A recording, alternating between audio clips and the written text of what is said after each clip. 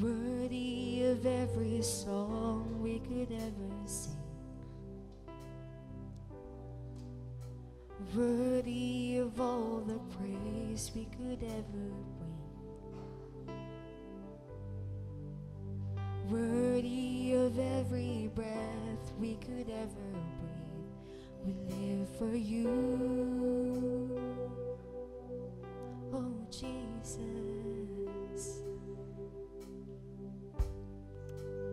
Jesus, the name above every other name. Jesus, the only one who could ever save. Worthy of every breath we could ever breathe, we live for you.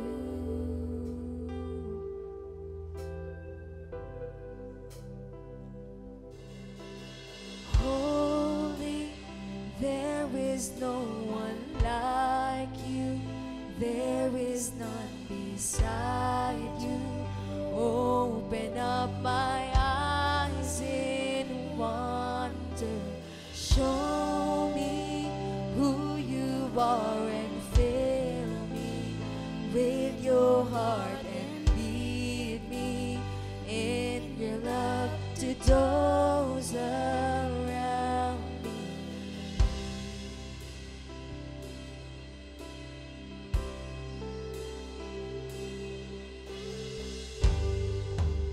Worthy of every song we could ever sing,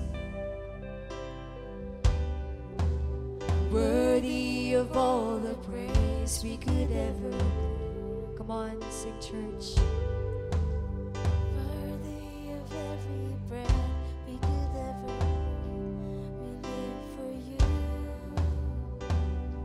Oh, we live for you. Come on, sing, Jesus. Jesus, the name above every other name. Come on, let's make it louder. Jesus, the only one who could ever save. Worthy of every breath we could ever breathe, we live for you. Oh, we live for you. Holy, there is no one like you, there is none beside you. Open up my eyes in wonder, show me who you are and fill me with your heart and lead me in your love to those around me. Holy, there is no one like you, there is none beside you. Open up my eyes in wonder, show me who you are and fill me with your heart and lead me in your love to those around me.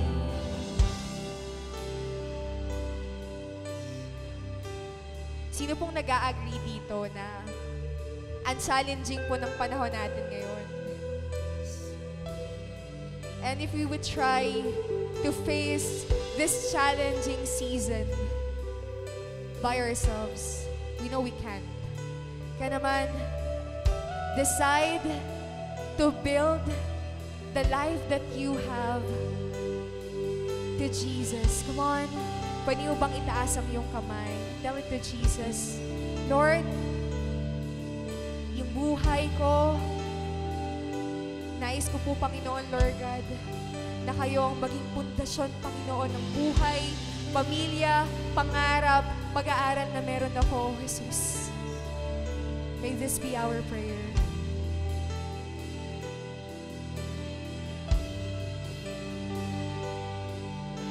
And I will build my upon your love.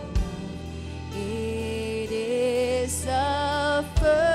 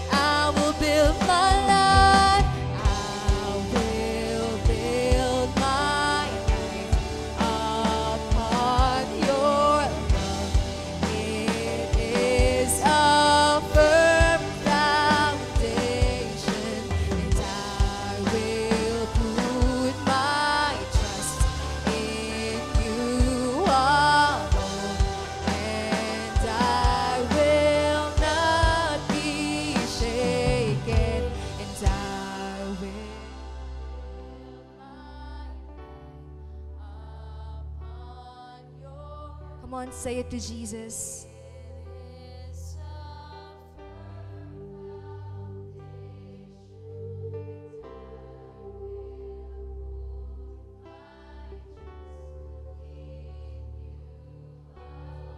One more time, let's make it louder as we say it to Jesus today. Not be shaken, and I will build my life upon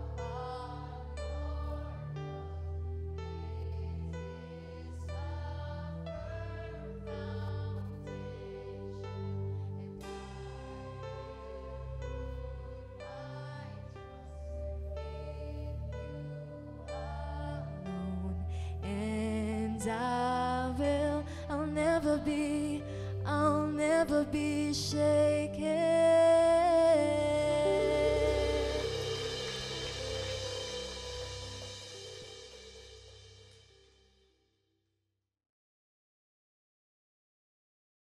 Isang mapagpalang araw sa bawat isa po sa ating lahat. Good morning, good evening, good afternoon, kung ano man pong oras na pinapanood nyo po itong ating midweek worship service na may kasama rin pong pananalangin o prayer gathering. Natapos na po natin itong nagdaang linggo ang ating series na Unleash Our God-Given Potential, and it's our prayer na nawa po ay marami pong na-unleash na potential sa ating mga buhay. Marami po ang na-discover, na-develop at higit sa lahat na-dedicate sa kapurihan at sa pagkakagamit ayon sa kalooban at sa kaluwalhatian ng ating buhay na Panginoon. Naway hindi po matapos doon ang ating pong pag-aaral at higit sa lahat yung ating pong application sa office man yan, sa marketplace, whether you're a student, as a parent, or even as we continue to follow the Lord, as serve Him sa ministry. Naway patuloy po na lumabas yung potential po natin upang maging kagamit-gamit po ito sa ating Panginoon. Ngayong buwan ng May, meron tayong bagong series na pinamagatan po nating My Family. Tama-tama, May. Pero My Family, pero gagamitin po natin yung Spanish term nito na Mi Familia. Mi Familia. Okay? Alam niyo po ba na ang ibig sabihin po ng Mi Familia is my own dear and beloved family. So, ngayong buwan ng Mayo ay tututok po tayo sa topic na may kinalaman po sa isang salita na malapit sa ating mga puso, ang pamilya. At lahat po tayo ay kabilang sa isang pamilya. Gagamitin din po natin itong opportunity para i-launch din po natin yung ating conquest na simbahay upang sa ganun ay marami po tayong maabot na mga tahanan, mga mahal sa buhay para mailapit po natin sa ating Panginoon, maipag-pray, at higit sa lahat, maipakilala po ang pagmamahal ng Diyos na siyang may kakayahan na magbantay, mag-bless at mag-protect, mag-keep sa ating mga family. No? Naglagay pa ako dito ng mga quotation, no? Pero bago ko po ito banggitin, ano ang pinakagusto mo sa iyong family? Pwede mo bang ilagay sa comment section, no? Ano yung mga bagay that you love the most about your family? Halimbawa, I love my family because we love to eat, no? We like watching movies because we love each other, we respect each other. Pwede ko kayong maglagay ng comment, what are the things that you love most about your family? Family, according to Michael J. Fox, is not an important thing. It is everything. Ang pamilya daw po, hindi lamang siya mahalaga, siya ho yung pinakamahalaga sa buong mga bagay na mahalaga para sa atin. It is everything. At I think mag-agree po tayo doon. At alam niyo po, susunod po na quotation, maaaring meron tayong mga pagkakaiba, marami tayong mga tampuhan, kung minsan po ay mga conflict na nararanasan sa ating family.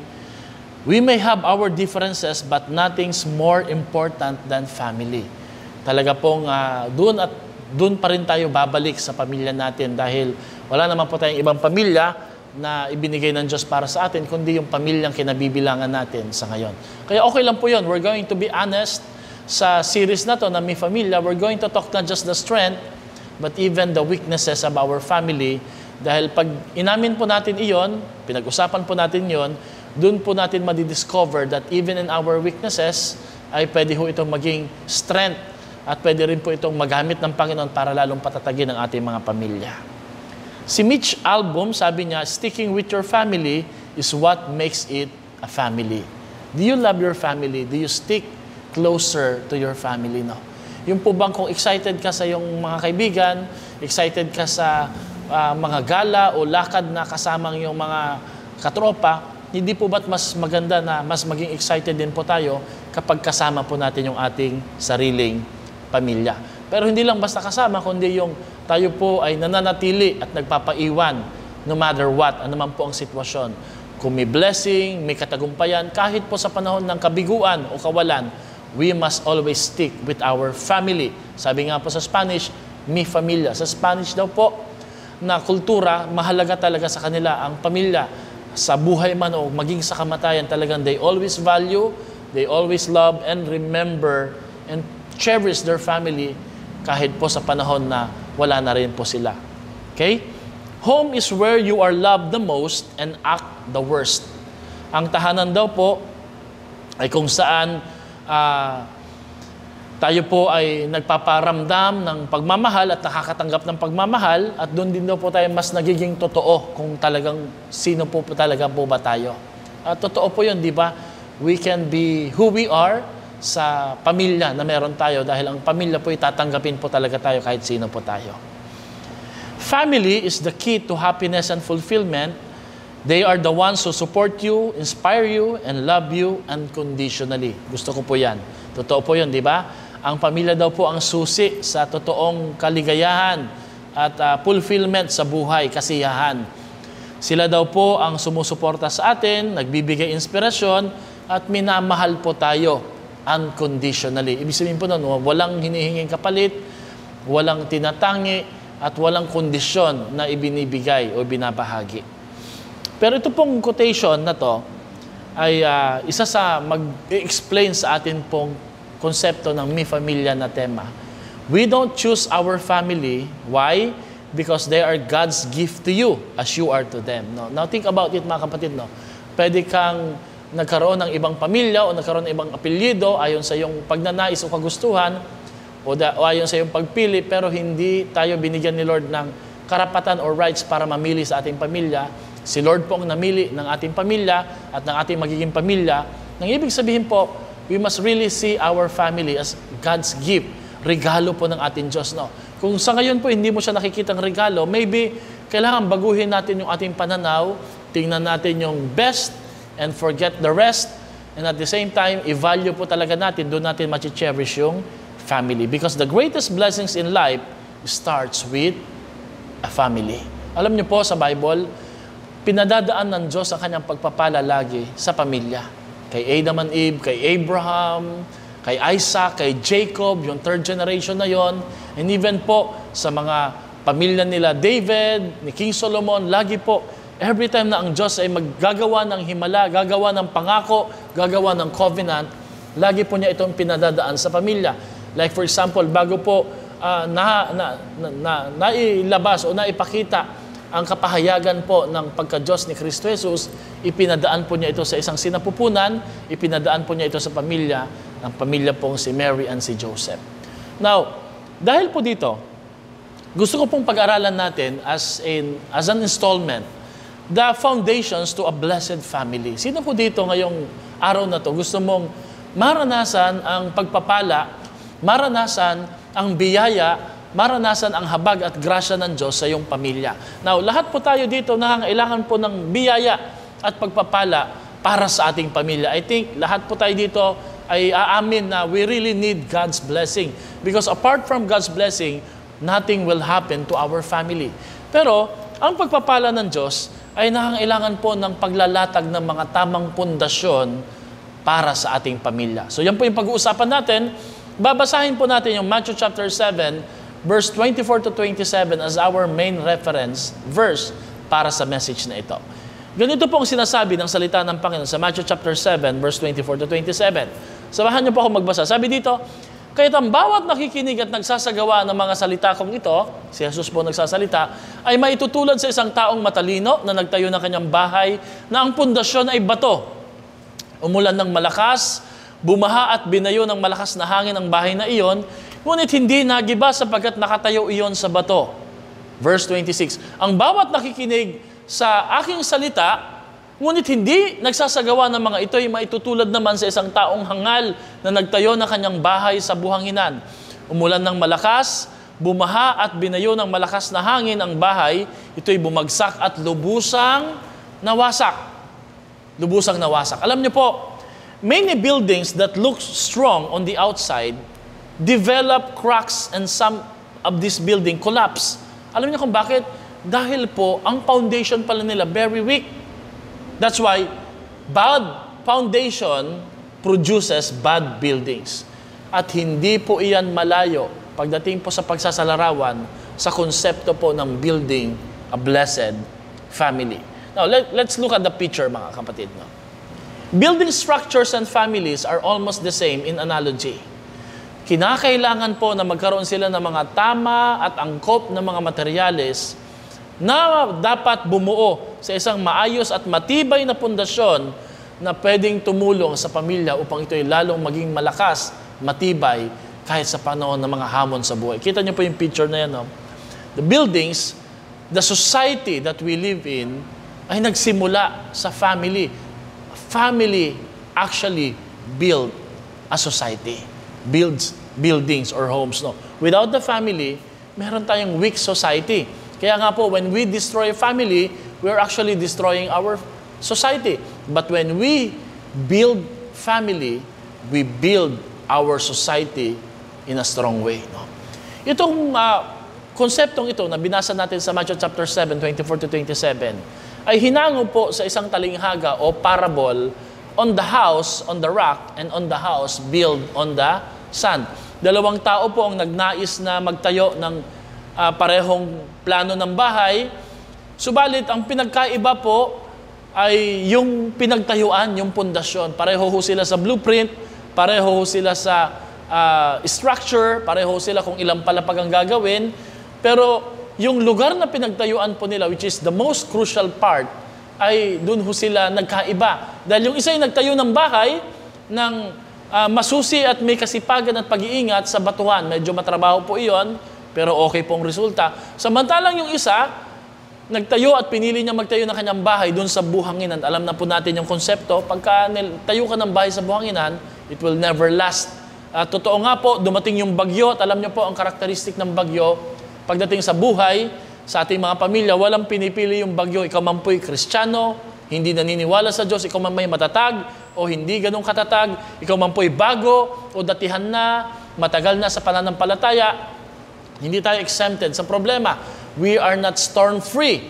However, if we build our homes and if we build our lives on the strong foundation, which is Jesus and His Word, sabi po sa Bible, this is the strong foundation. Jesus is the strong foundation. Our life may not be storm-free, but our lives and our homes will be storm-proof.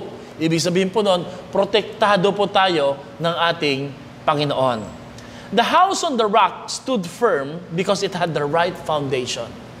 Hindi na po siya kailangan na ayusin pa, buuhin na. Kasi ang pinakaunang hakbang na dapat nating gawin bilang family ay ang gawin po natin na ito'y itayo sa pundasyon sa pamamagitan po ng salita ng ating Panginoon. Dahil pag nagawa po natin ito at nasimulan po natin ito, wala na ho tayong dapat ipangamba. Although may problema, although medyo tayo po'y magkakaroon ng konting worry, pero alam natin that we will last and we will stand firm even in the midst of the storms of life.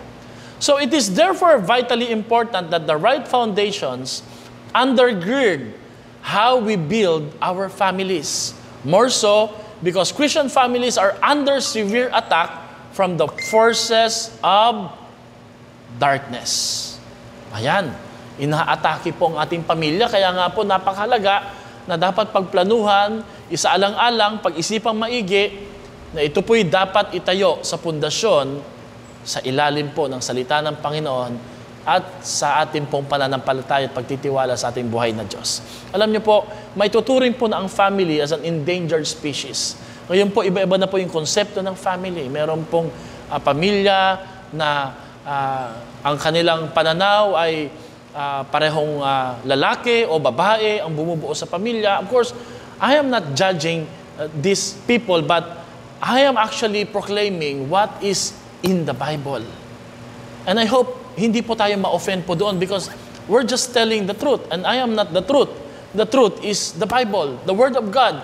At alam niyo po, unless we follow the truth and unless we obey and listen to the truth, hindi ho tayo malalagay sa tamang konsepto ng pamilya na binuo po ng konsepto ng lipunan at ng mga tao.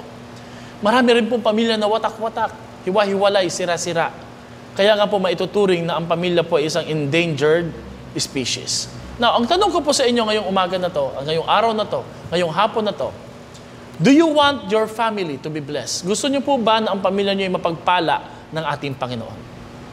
I'd like to propose, here's my proposition, if we want our family to be blessed by the Lord, we must lay the right foundations for our family to be blessed. Kung gusto nating mapagpala ng Panginoon ng ating mga pamilya, dapat nating piliin, pagplanuhan at desisyonang ilatag ang mga tamang gamit o materyales at sangkap sa tamang pundasyon na magbibigay tibay at tatag sa ating mga pamilya upang ito'y lalong pagpalain ng Panginoon.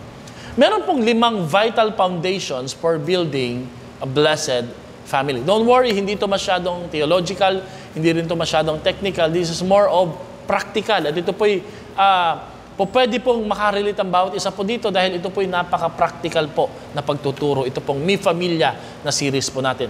So what are the 5 vital foundations for building a blessed family? Sabi ng iba, pera kaya? Yaman, ganda ng bahay?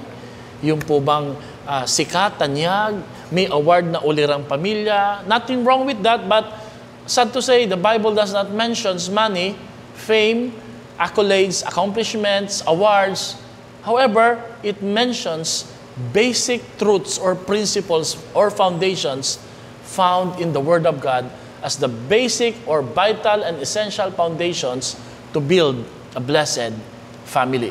Ang una pong pundasyon para maitayo ang isang matibay at matatag na pamilya at ito'y mapagpala ng ating Diyos ay ang pundasyon ng isang ama na ginagampanan ang papel bilang espiritual na pangulo o tagapanguna sa kanilang tahanan. The first foundation that would make and build a strong and blessed family is that a husband or a father who will act as the spiritual leader. As the spiritual leader. Tama po iyon, no? Sabi dito sa Ephesians chapter 5, verse 23 to 24, for the husband is the head of the wife as Christ is the head of the church, his body, of which he is the Savior. Now, as the church submit to Christ, ginagamit pong illustration or pagsasalarawan ang pagiging pangulo o ama ng isang lalaki sa tahanan at kagaya po ng pagiging pangulo ni Jesus sa simbahan, sabi dito, now as the church submit to Christ, so also wives should submit to their husband in everything. Malinaw po dyan, ha?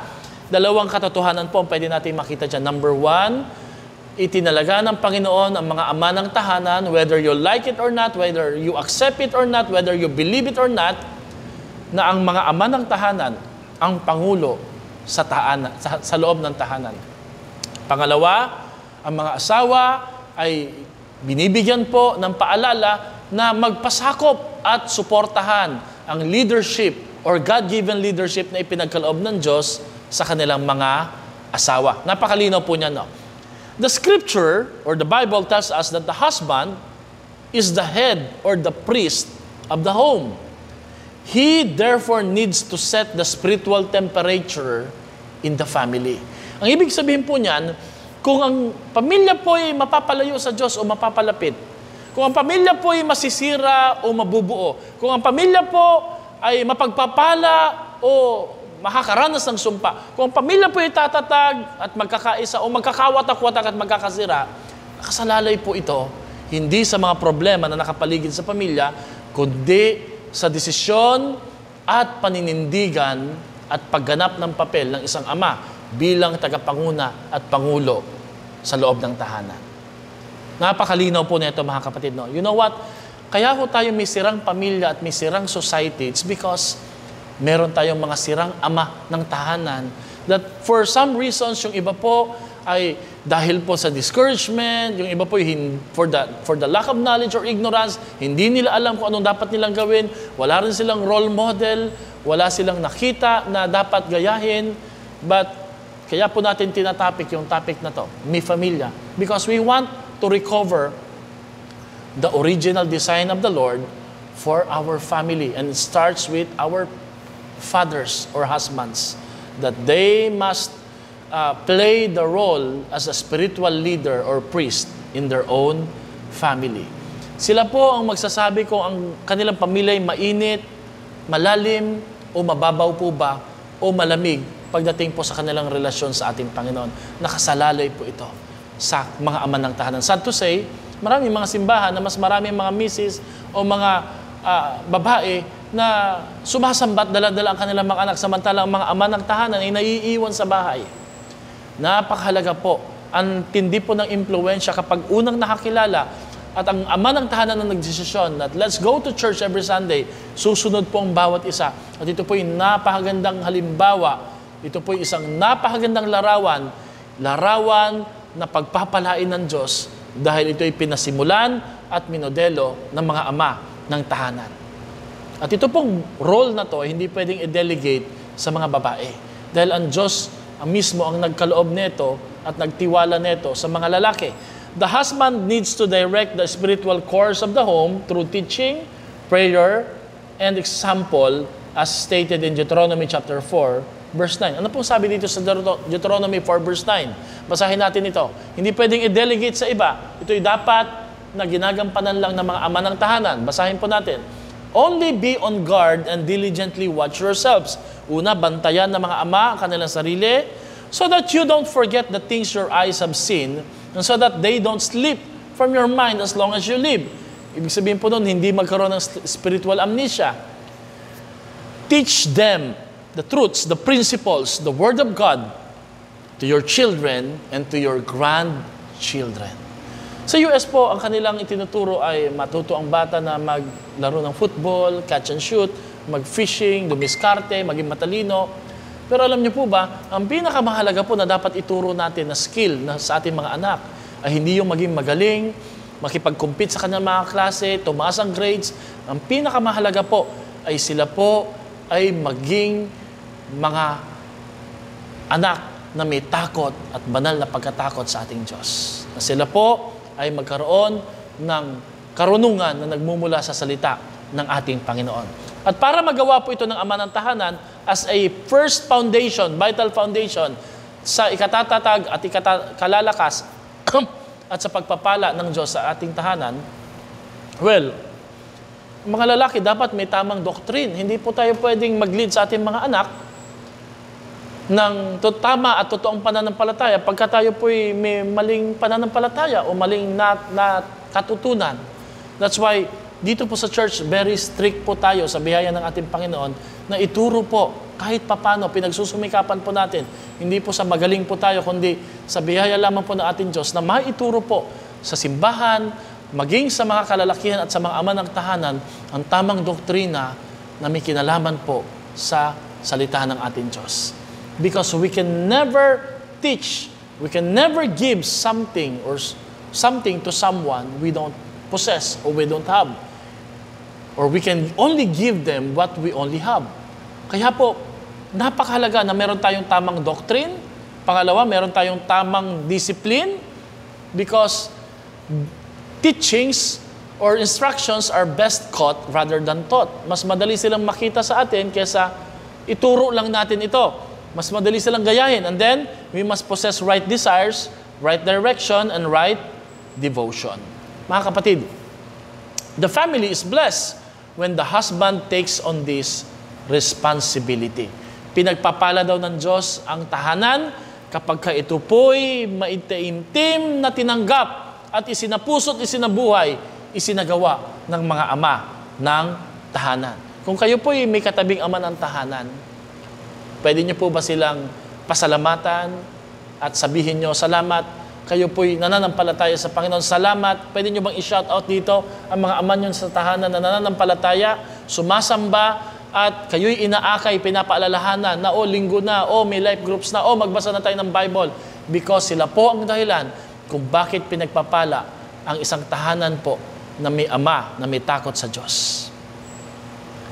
A family is also blessed when the man in the house learns to graciously love his wife and his children.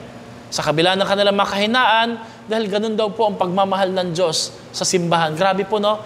Ang love ni Lord, sa dinami-dami ng pagsasalarawan o illustration, ginamit po niya yung illustration ng pag-aasawa o yung love ng lalaki sa kanyang asawang babae.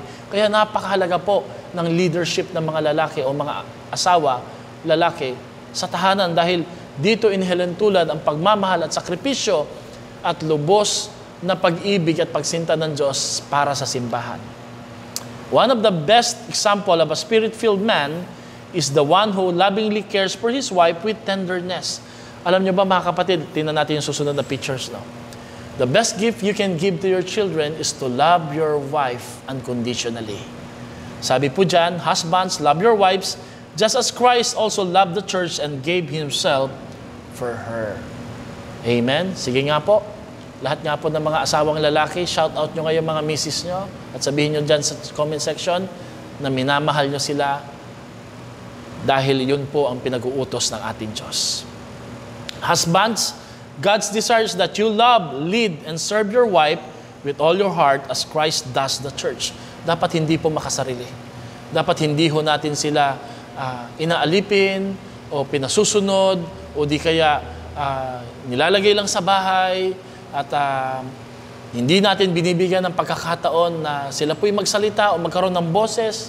Nawa po ay maipadama po natin sa 5 love languages na sinabi po ni Gary Chapman. We're going to talk more of it sa ating series na iyan upang sa ganun po'y maramdaman talaga nila na talagang ang pagmamahal ng Diyos na ating natutunan at natanggap sa Kanya ay naibabahagi din po natin sa kanila. Alam niyo, pinakamagandang example po dito ng pagmamahal, pagrespeto at paggalang sa asawang babae ay yung ginawa po ni Joseph. Nung nalaman po niya na nabuntis po si Maria, hindi po sa pakikipagtalik, kundi sa divine conception ng banal na Espiritu Santo dahil siya'y hinirang at pinili ng Panginoon upang ipagdalang tao ang ating Diyos ng tagapagligtas na si Jesus. Hindi po niya iniwan ang kanyang asawa o magiging asawa. Nirespeto niya, iginalang niya. Of course, dahil sa pagsunod sa Diyos, pero higit sa lahat doon, mataas po ang paggalang at respeto ni Jose kay Mary. No wonder po, no. Lumaki si Jesus sa ganitong klaseng pamilya na ang kanyang ama sa lupa na si Jose ay minamahal at ginagalang ang kanyang asawa. Gusto niyo po ba na magkaroon ng ganitong pamilya na ang mga ama natin ng sa tahanan ay talagang minamahal po ang ating mga mami o mama?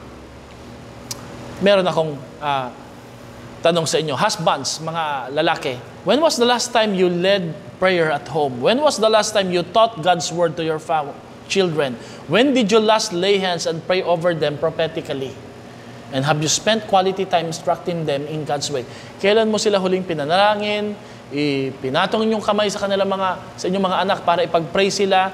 Kailan nyo sila huling tinuruan ng salita ng Diyos? Kailan kayo huling nagkasama-sama para pag-aralan ang buhay na salita ng ating Diyos? Meron pong isang kwento patungkol sa isang nanay na tinanong ang kanyang anak, natanggap mo ba ang isang basong gatas na binigay ng iyong tatay? Anong sasabihin mo sa tatay mo? Ang iniisip po ng nanay na ito, ipapasalamatan niya ang Diyos o papasalamatan niya ang kanyang tatay. Pero ang sinabi po ng batang ito, cheers! Bakit? Yun po kasi ang nakikita niya sa kanyang tatay. Mga kapatid, naway, hindi po maging ganyan ang ating pong sitwasyon sa ating mga bahay. Children will follow our example. So father or husband, let's give godly leadership in our homes, and that will apply to us all as well. Sa lahat po sa atin, walang pipiliin. Pastor man, sa leaders, sa members, lahat tayo bilang mga ama ng tahanan, tinalaga po sa atin ang pagiging leader at tagapanguno at pangulo sa ating mga tahanan. Amen? Pangalawa, the foundation for building a blessed family is about the mother who is of noble character.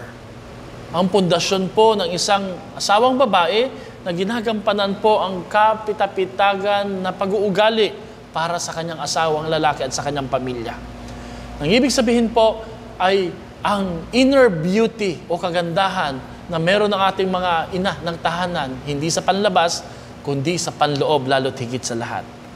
The family is blessed when the wife is a woman of prayer, caring and full of character, one who is always available and willing to be submissive.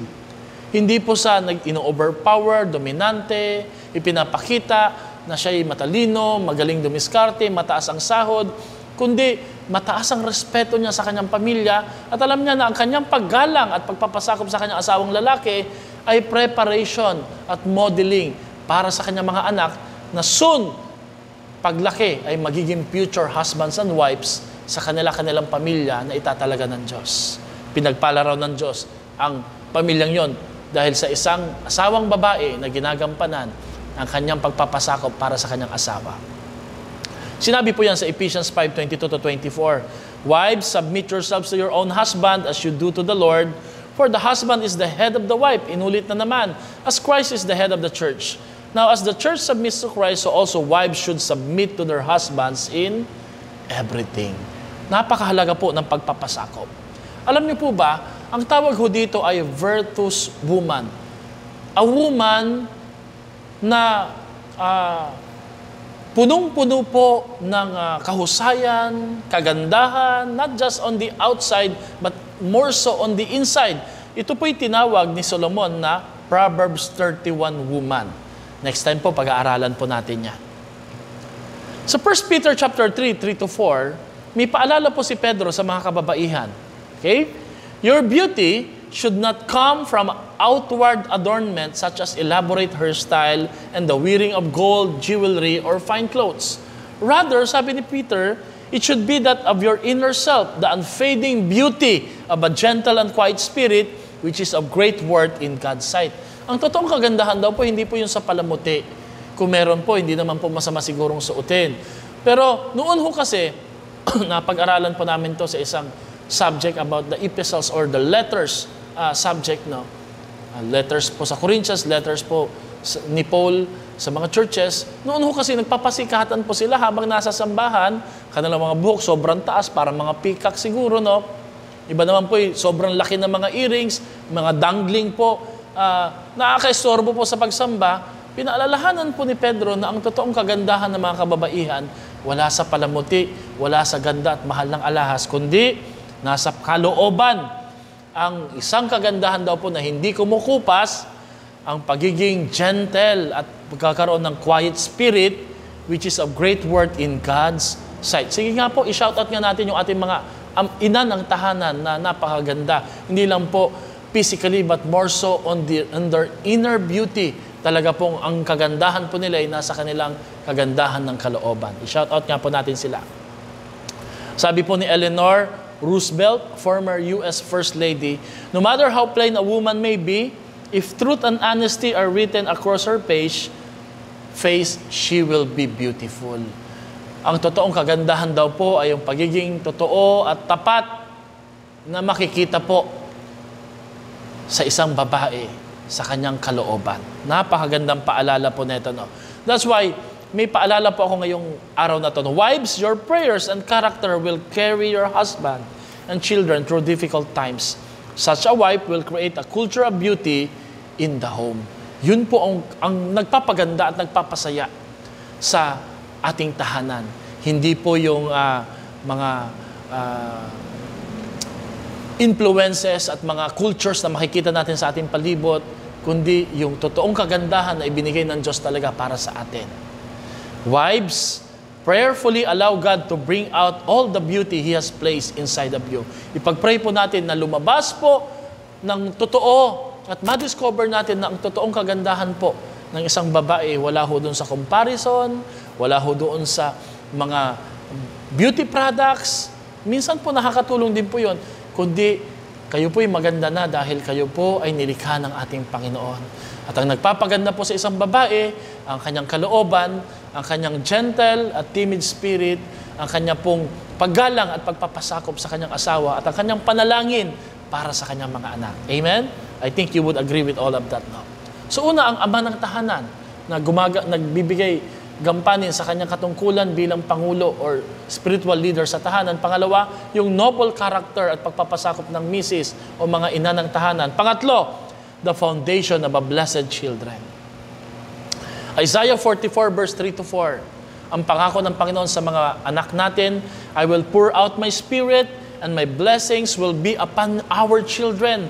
They will thrive like watered grass, like willows on a riverbank. No. Alam niyo po, pag binabasa ko yung verse na to, nakikita ko po dito, mas malaki, mas matindi pala ang pangako at pangarap ni Lord para sa ating mga anak kaysa sa mga pangako at pangarap natin para sa kanila.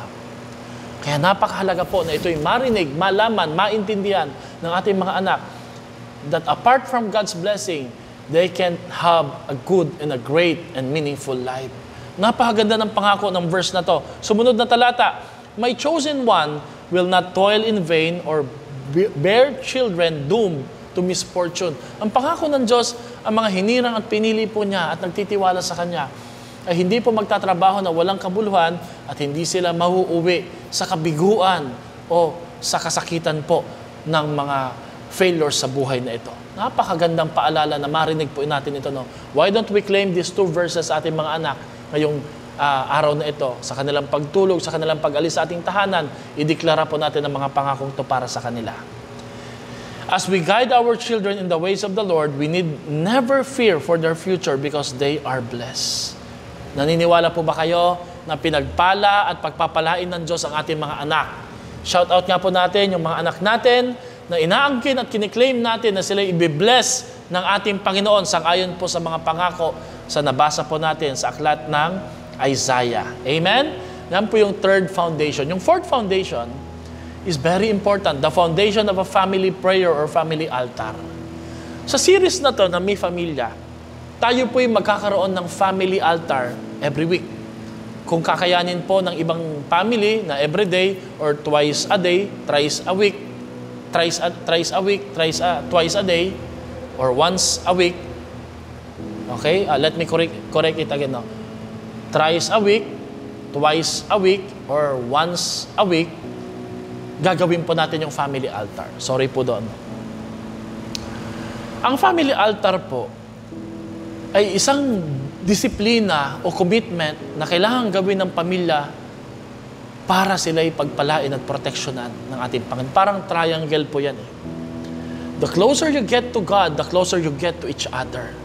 Ito po yung si Lord sa taas, ito po yung bawat isa sa pamilya, parang triangle din po sa marriage, no? Lalo ho tayong nalalapit sa isa't isa pag tayo po yung nagkakaroon ng desisyon na maging malapit sa ating Panginoon. Alam niyo po, pinakamagandang avenue o way para mapalapit sa isa't isa, worship.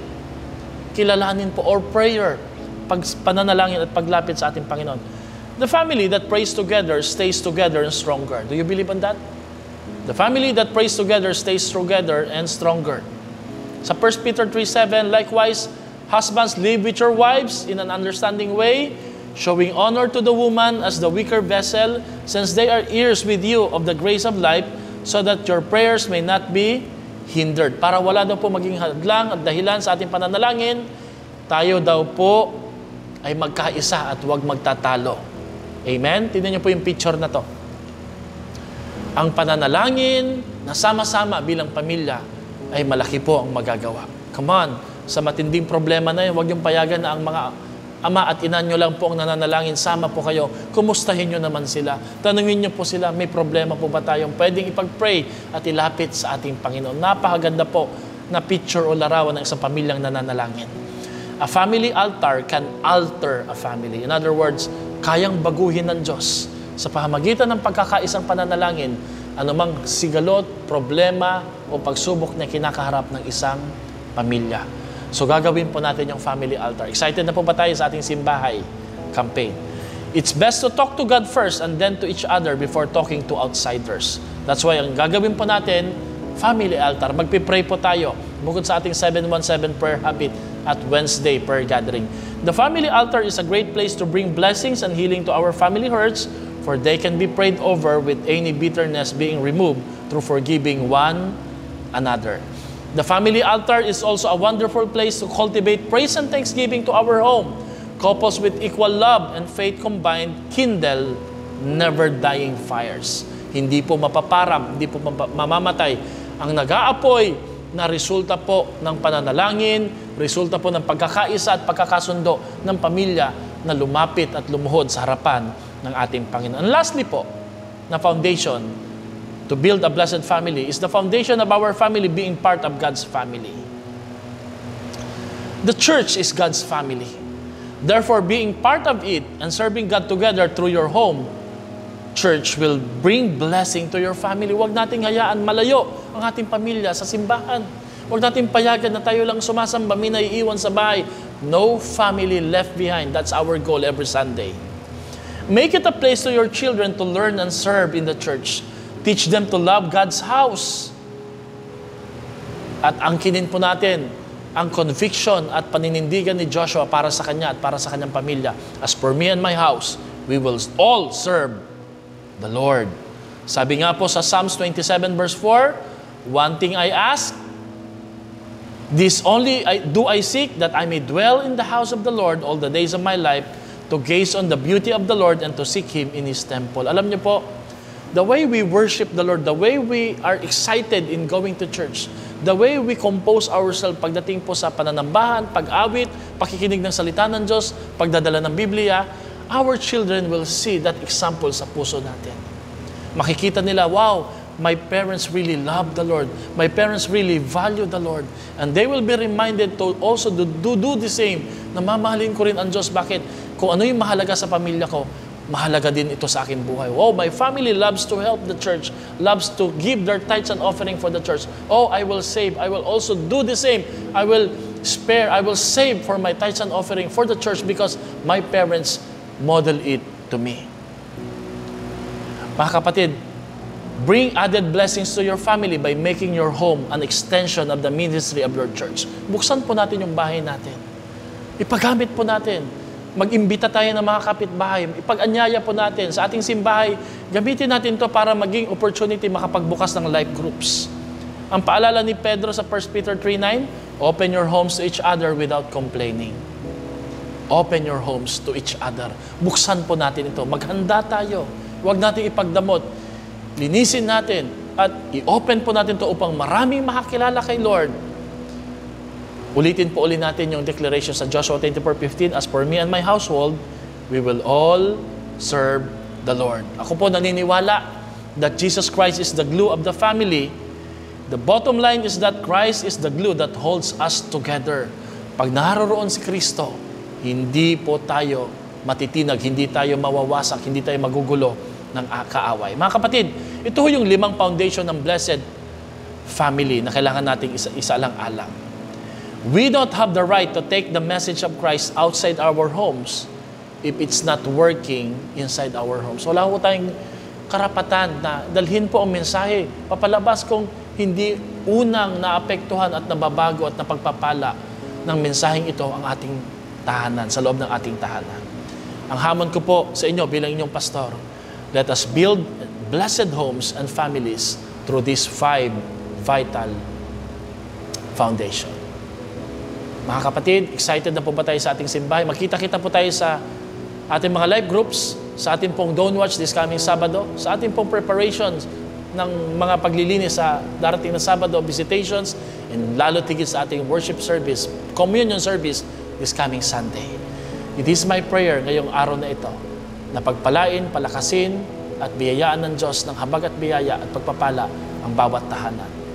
Lord, kayo na po bahala mag-bless sa mga ama ng tahanan, ina ng tahanan, mga anak ng tahanan. Pagbuklurin niyo po aming mga puso na kami po'y maglingkod, nasain po namin na kami magpagamit sa inyo. Buksan namin aming mga tahanan upang maging pagpapala sa iba na hindi pa nakakilala sa inyo. Bless Simbahay, bless Zion Christian Fellowship Baliwag, bless our family and loved ones. Heal them, bless them, keep them, protect them, save them. In Jesus' name we pray. Amen at amen. God bless you po.